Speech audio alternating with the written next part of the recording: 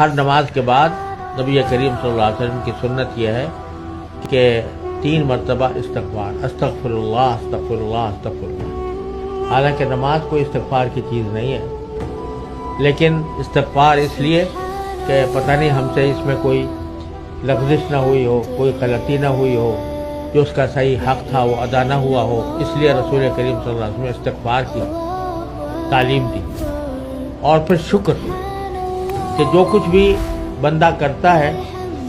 اگر وہ اللہ تبارک و تعالیٰ کی رضا کی خاطر اخلاص کے ساتھ کرتا ہے تو اللہ تبارک و تعالیٰ ہی اس کو منزل تک پہنچاتے ہیں اور اس کو کامیاب فرماتے ہیں۔ لہٰذا ہر ایسے موقع پر اللہ تبارک و تعالیٰ کا شکر بھی ادا کرنا ایک مومن کا کام ہے۔